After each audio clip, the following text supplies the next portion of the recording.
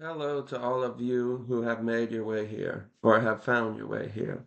So this video is going to be about the main reason why I wanted to start this channel, and I think it's the underlying force or framework that describes pretty much all the laws of science and that gives a path to connect them.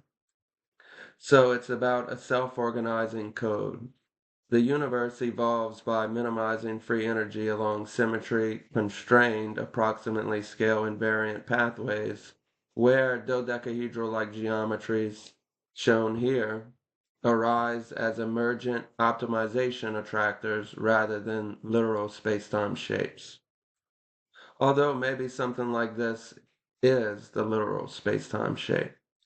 So one way you can think about it is all quantum particles are kind of attracted to these symmetrical frameworks, and somehow they have organized themselves from the beginning of the universe to create something like your left and right hand and everything else that is symmetrical in the universe.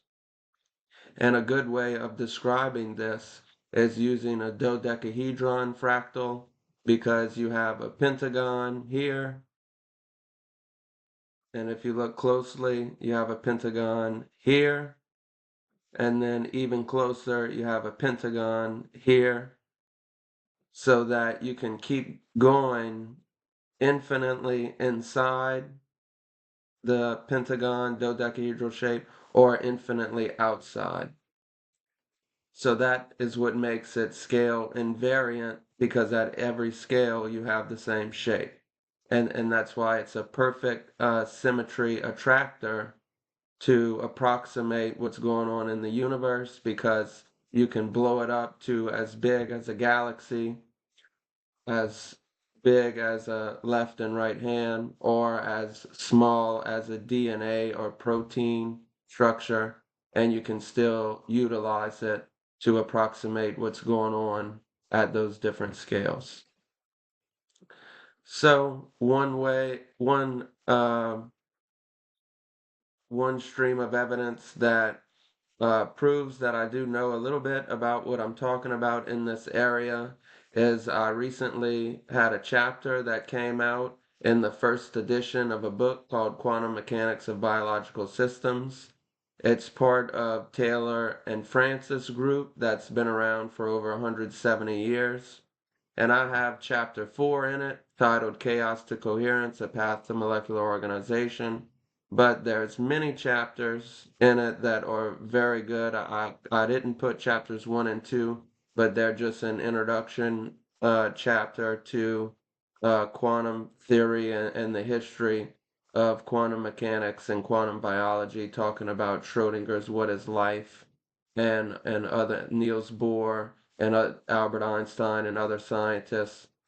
But it's a very good read, and you should look into getting it. You can look it up by just typing in right here in CRC Press. So, and I think what it describes is how imagination allows nature to identify symmetry. But obviously it gets into the real technical aspects of biology and physics and chemistry. So moving along, the underlying organizing principle of all scientific laws, as I said before, is symmetry. And one simple way of describing this is using dice. So, if you throw dice, everybody thinks of that as randomness. Random principles will dictate how that dice, the outcomes of those dice rolls, however many you do. And that can be described as a distribution, a statistical distribution that you can see right here. Just a normal distribution that you see in statistics. However, it actually has a pattern to it, where if you roll 2 dice, you're more likely or most likely to roll a 7, because a 7 can be rolled by the most combinations, 1, 2, 3, 4, 5, 6. 6 combinations. But if you're going to roll a 2, there's only one way to do that. That's right here. Or a 12, there's only one way to do that. So that's what gives you the distribution curve. And as you can see, there's actually a symmetry to it. There's a left and right hand symmetry to this distribution. So Albert Einstein famously said that God doesn't play dice with the universe. And I would agree with him because it has a structure to it. However, it is also statistical because those that wanted to argue against him would say, "Oh no, it's probability and statistics." So in a way, they were both right. It is a probability. Oh, sorry about that. It is a probability and it is statistics, but that in itself has an underlying principle and an underlying order and shape to it. And that is symmetry, which you can see by the distribution of dice rolls right here. That you have a left side that is identical in structure and statistical probability to the right side. So this can be thought of classically as yin and yang, or the order and chaos. And many different cultures have seen order and chaos as either harmonizing or as conflicting. But that's just an example of how humans and anything in the universe can recognize patterns in a certain perspective. You can see the same pattern in different perspectives, but that is the same principle that I'm trying to describe. And coming back to Einstein and all the other pioneers of quantum mechanics, I think that that story describes something important about science, that everything is incomplete. You can have a perfect theory, Einstein's theory of relativity describing gravity is still incomplete. And he would tell you that if you look very small to the quantum level, it breaks down. And quantum mechanics, when you blow it up to the macroscopic level, it also has inconsistencies. So everything in science is essentially incomplete. And that in itself is why it's great to add some philosophy to it so it can give us some direction and understand how to think about it. So, what does symmetry tell us about the laws of nature? Well, it tells us that they can be understood as invariant, scale-independent patterns emerging from the symmetry-constrained geometry of reality, much like stable fractal images produced by reflections within a highly symmetric dodecahedral kaleidoscope. The universe has been described as a kaleidoscope in many different ways throughout culture and history, and you can think about it as symmetry acts as a constraint, reflection represents invariance, fractality embodies scale independence, and geometry allows for dynamics. So I'm going to move into the biology now, explaining how this relates to biology. And these are 2 papers I'm going to use to explain more about how this relates to biology. However, if you look into my chapter and other science, even these 2 papers, there's a lot of references that goes into this. So I encourage you to explore them on your own, Google things you don't understand, and try to get your own understanding of how symmetry relates to science. Because if you look around, it's pretty much everywhere.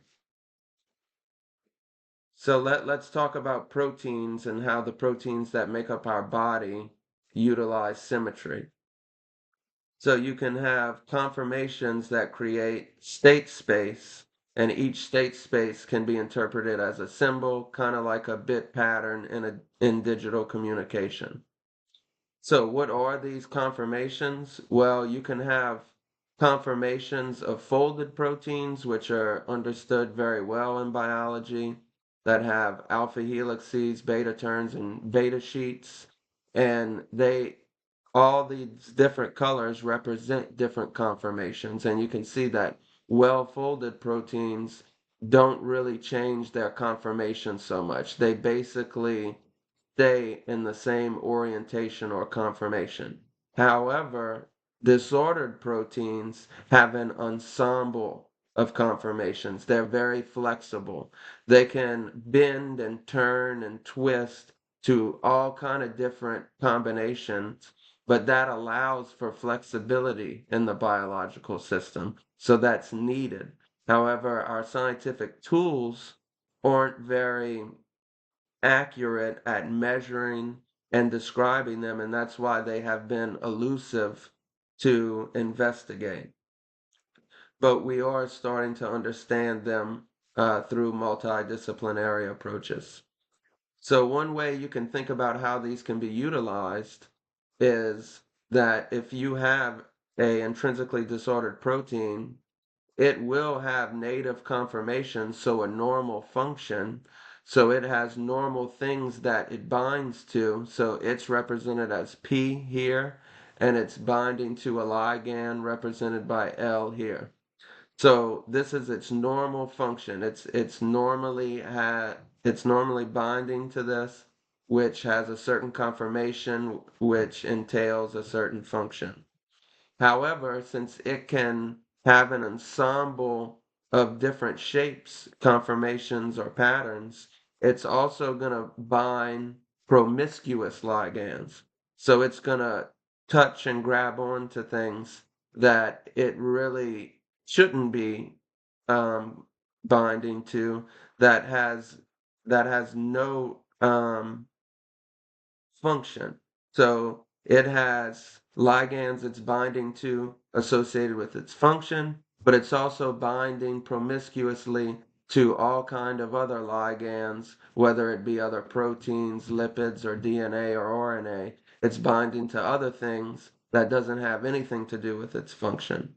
But why is this good? Why would that be useful in biology? Well, it acts as a buffer system and it allows for protein dynamism and evolvability. So you have mutations and changes that occurs from within the DNA or due to environmental exposure. And whenever that happens, you have changes in molecular structure. So if everything was so stiff, like a well-folded protein, then just one little change would totally throw off the whole system.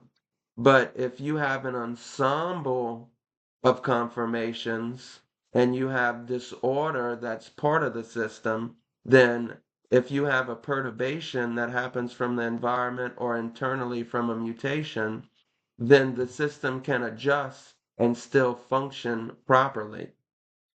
And that also gives a pathway so that you can have a mutation that occurs that will evolve the system to function even more efficiently than it was previously.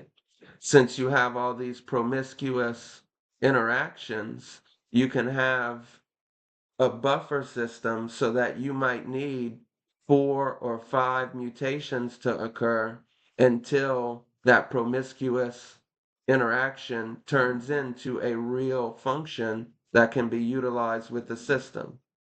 But this intrinsically disordered protein and system acts as that buffer system so that you can have mutations that don't cause negative effects, which gives a more probable chance for a mutation to occur that gives a positive effect.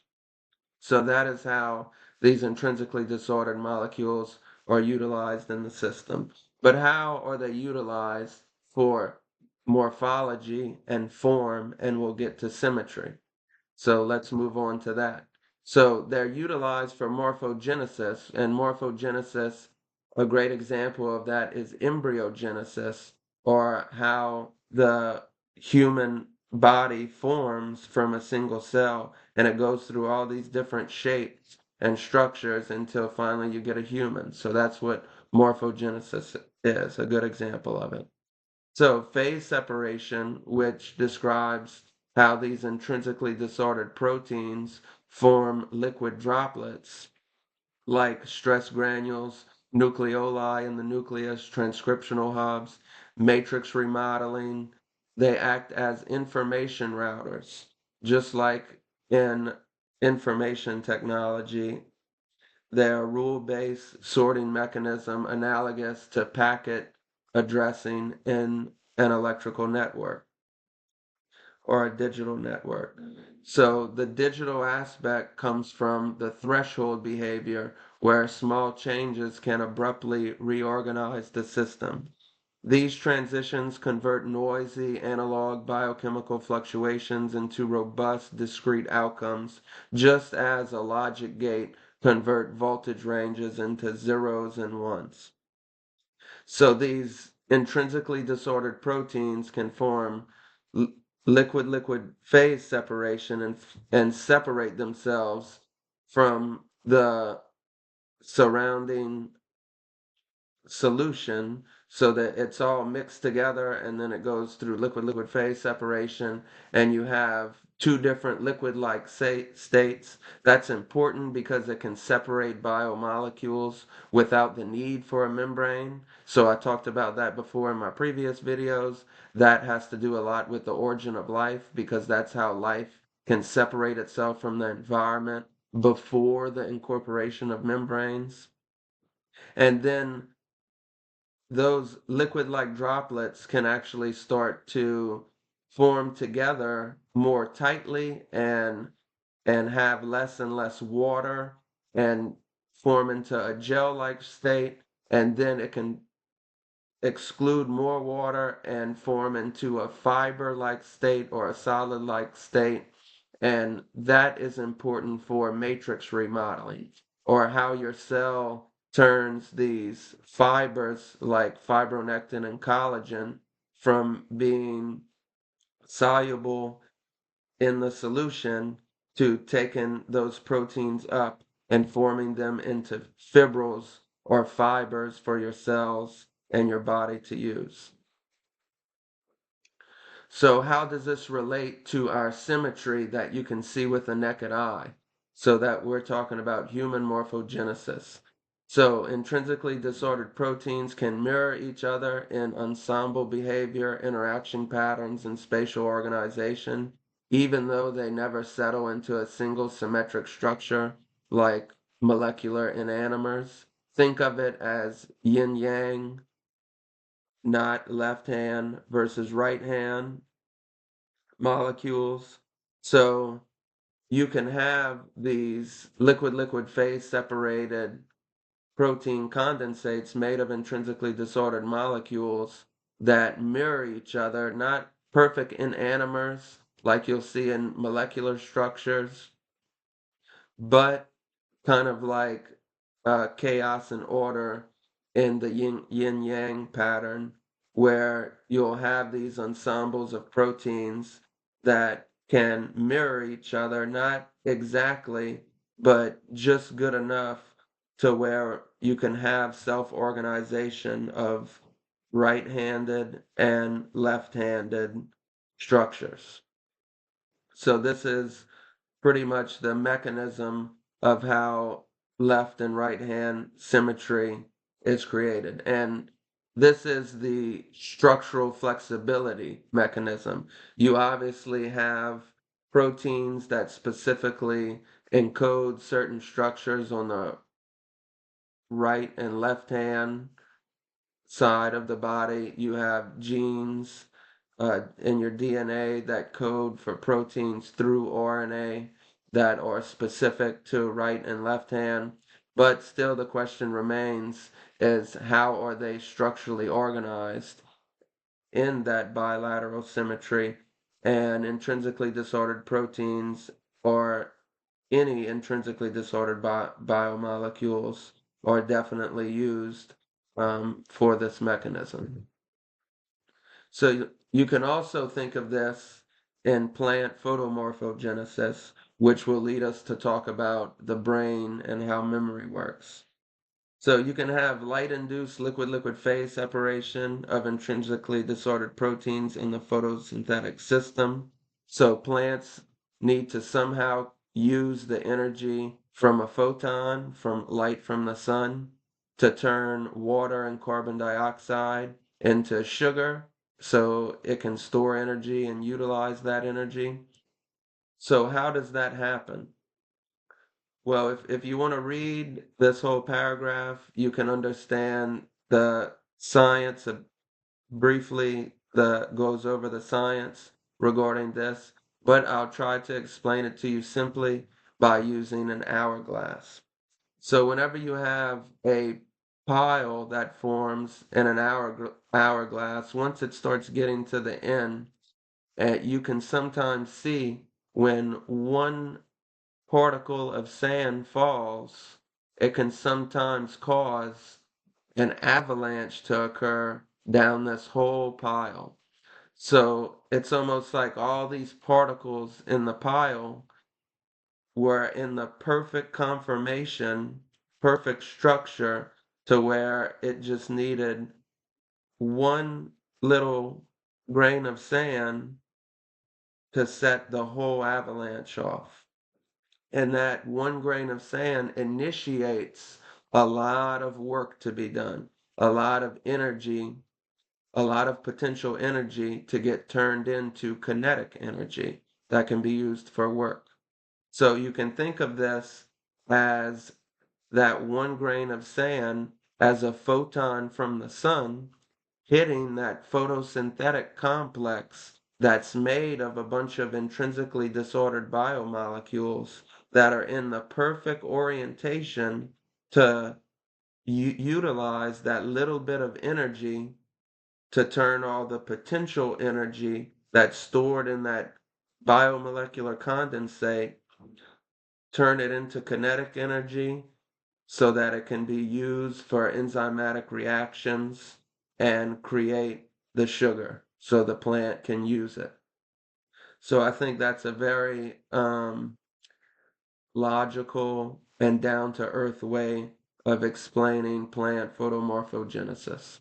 And it'll lead us to think about the brain because you can think about the brain in a similar way, where sometimes you have one thought or one sound you hear or something that you see, which can drastically change how you think, kind of like a eureka moment. So that's because your brain is organizing in this dynamic way, utilizing intrinsically disordered biomolecules to form your reality. So let's talk about that in memory for a second. So memory can be understood as delocalized in the brain because it is not stored at single sites, but in stable symmetry constrained folding patterns. Sorry, I need a drink of water.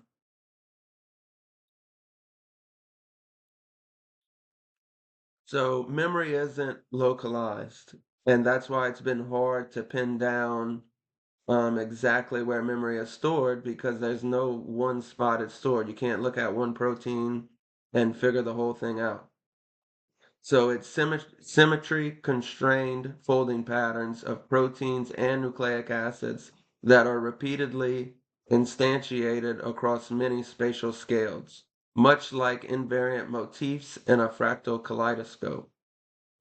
At the molecular level, intrinsically flexible proteins, RNA, and chromatin consists of proteins and DNA, adapt ensembles of conformations whose relative geometries and interaction symmetries encode information. At the network level, these same symmetry principles propagate through synapses and circuits, making the memory robust to local damage. What is preserved is not a location, but a pattern that survives reflection, repetition, and scaling, allowing recall even when parts of the system are perturbed. This describes neurodegenerative diseases and dementias.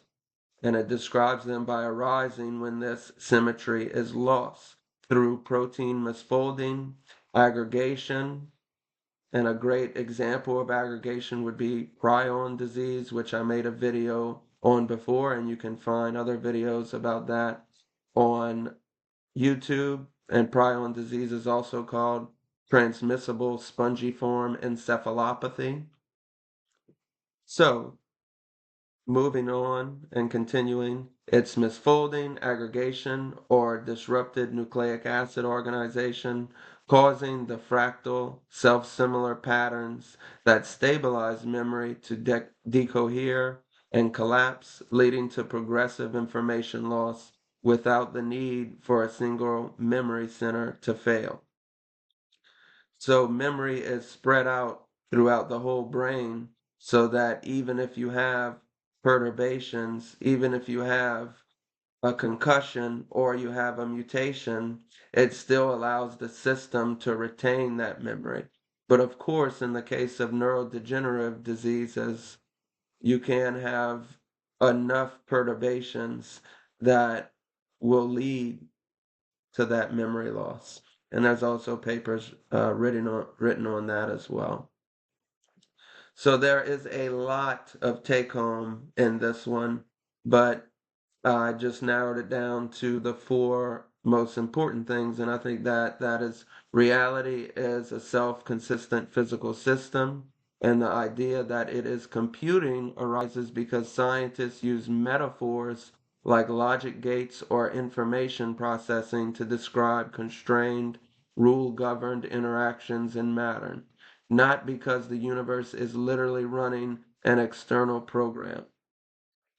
Reality resists final observer independent description, so the most faithful account we can give is not a literal map of what is, but a carefully tuned metaphor that captures how patterns, probabilities, and relations behave when we try to make sense of them. Scientific frameworks are always incomplete.